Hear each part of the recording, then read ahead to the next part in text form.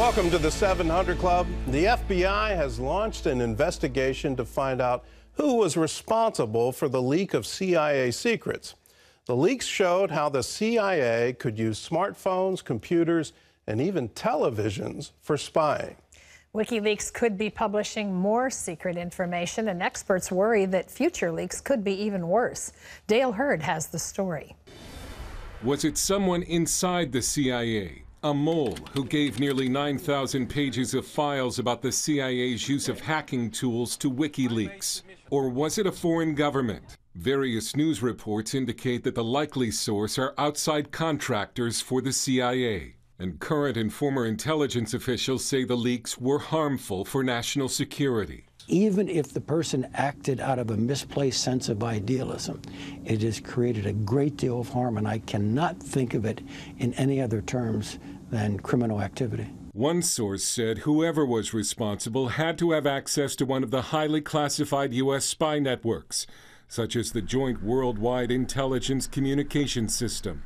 White House Press Secretary Sean Spicer said the CIA leak was serious and different than the Russian hack of the Democrats during the election. There is a massive, massive difference between those two things. One of the leaked files reveals a program called Weeping Angel, which can remotely turn a Samsung TV anywhere in the world into a secret listening device. They could turn it on remotely, but it wouldn't put the power light on. So anybody in that room would then be discussing or talking and being monitored without their knowledge or consent.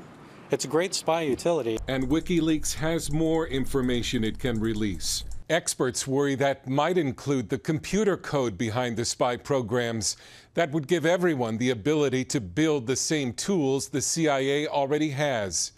Since people depend on smartphones, computers, and tablets so heavily, does that mean goodbye to privacy?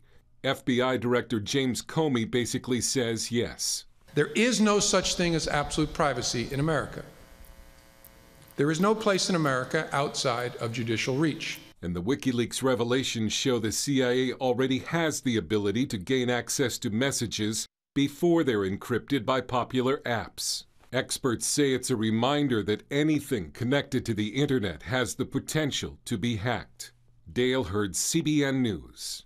And the real issue here is there a warrant behind all of these searches, all of this secret intelligence gathering, which is not so secret anymore? It's causing a lot of people, like me, to consider unplugging and getting away from anything that has a microphone, because that can be used to listen in on every conversation that's happening in the room. If you can imagine a smart TV actually spying on you, well, that George Orwell wrote about that. And he wrote about it in a book called 1984, and it's the start of a surveillance state. And surveillance states, who's surveilling the surveillors, who's watching over this to make sure our personal liberties are not at risk. I would say no one's watching over it. And if you look at what NSA is collecting on all of us, it's literally every phone call, all the metadata on every single call, all of the emails, and now it looks like they have the ability to hack into these smart devices and actually listen into conversations. It's a very chilling prospect, and we need to have Congress act to say, what can we do to protect individual Americans and their privacy? I don't see the Congress acting, though, because security concerns about Islamic terrorism are going to trump any other kind of consideration. Well, in other news, the Republican plan to replace Obamacare has cleared its first important vote in Congress. John Jessup has that story from our CBN News Bureau in Washington. John? Thanks, Gordon. The House Ways and Means Committee approved the health care bill put forward by the GOP leadership. Democrats dragged out Wednesday's hearing, which lasted until after 4 o'clock this morning. But Republicans say they're committed to making the change. We are on a mission to repeal and replace Obamacare. It's a rescue mission to save families and patients all across this country. The bill is a long way from becoming law. Many conservative Republicans oppose the replacement plan, calling it Obamacare light. And Democrats are also speaking out against the legislation. Well, President Trump hasn't yet made an official announcement, but a congressional delegation visiting Israel says it believes the administration will transfer the U.S. Embassy from Tel Aviv to Jerusalem, its capital city. Chris Mitchell brings us that story.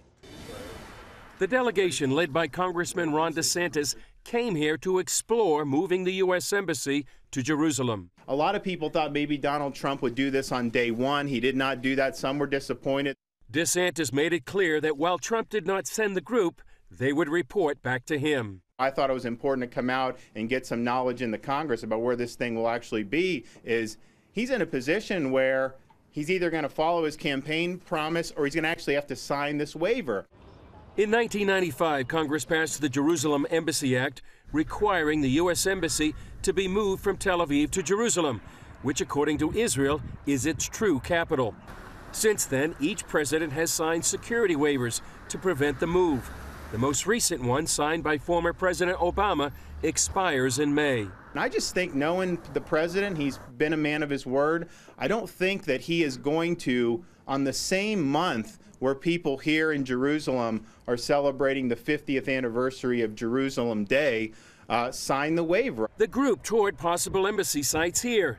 DeSantis said he didn't meet with Palestinian or Arab leaders this time, but based on past meetings, he doesn't expect an uproar if the embassy moved. My sense is, if you look at some of the issues that bind our country with, say, some of the Arab Gulf states who may not philosophically agree with this, their main concern is not Jerusalem right now. It's Iran's influence.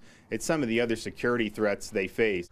According to DeSantis, there are 3 benefits for moving the embassy. One is truth. We have this historic connection with the Jewish people in the city of Jerusalem. He noted that Jerusalem is one of the world's most ancient capitals. According to the Bible, King David made Jerusalem the capital of the Jewish people 3,000 years ago. Two, I do think it's important that the president, having made the pledge, that he follow through with it. And then third is, I think it really showed that America is standing foursquare behind our allies here in Israel. Chris Mitchell, CBN News, Jerusalem. Thanks, Chris. Well, a Christian island in Indonesia called Nias Island had been neglected until 2005 when it was hit by a powerful earthquake. That's when CBN responded to help rebuild its villages. Today, CBN is still working to improve the lives of the people there, and as Lucille Toulousan shows us, that's especially true for its children. The students at the SD Barawan Public School are excited because on this day they get a free medical checkup. Children like Novita and Mona Lisa are deprived of medical attention because their families are very poor. Living in Nias Island is hard because it is one of the districts with the highest poverty rate. Here, families live on a $5 weekly income from planting rubber trees. For Novita and Mona Lisa, big dreams seem far-fetched, but CBN's projects to empower children like them give even their school principal a glimmer of hope. Manati Zai is grateful that CBN humanitarian workers travel several hours through rough zigzag roads just to reach their school. The programs of CBN has changed the spirit in our school. There is more hope for the students.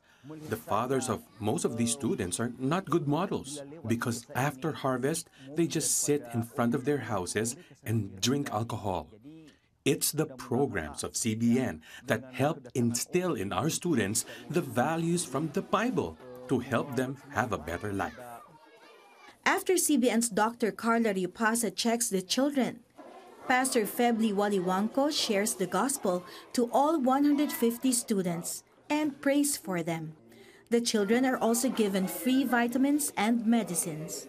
When I saw the lots of children, how they live, and it's really touched my heart. And I know that this is what God's calling me to, not only to help them, but to give them love, to show them love, to give them attention. CBN also conducts feeding programs in the villages.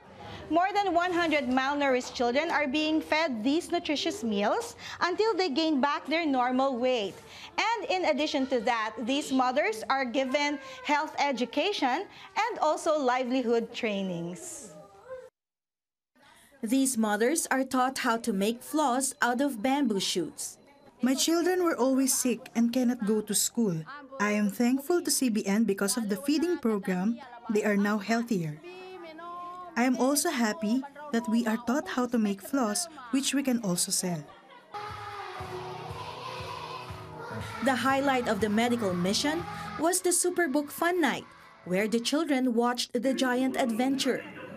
Novita's mother, Ratna, is happy about the changes that Superbook is making in her daughter's character.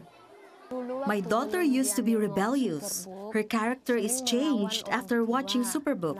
Now she always prays and respects me. Using CBN programs to mold the next generation, the future of NIAS looks bright. One day, NIAS Island will be changed. One day in the future, NIAS will be great. I mean, because God has the love in this island. Lucille Talusan, CBN News, NIAS Island, Indonesia.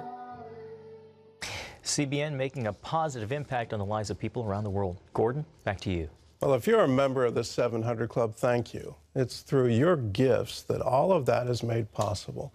The work began in 2005 and it continues to this day, and we're working generationally to change. That's what leads to long-term change, is not some blitz effort, let's do some sort of short-term thing. Let's go in there and let's live with them, let's provide for them, let's show them a better way, let's teach them the stories of the Bible so they can have a hope and a future. If you're a member of the 700 Club, you're part of all of that. A portion of every gift goes in the work of Operation Blessing to provide humanitarian aid. Another portion goes into the work of CBN International to preach the gospel around the world. And if you're not a member, join with us. Join in everything we're doing. It's just $20 a month. That breaks out to 65 cents a day. And you join with tens of thousands of people that want to make a difference, that want to see the gospel go around the world. If that's you, call us now, 1-800-700-7000.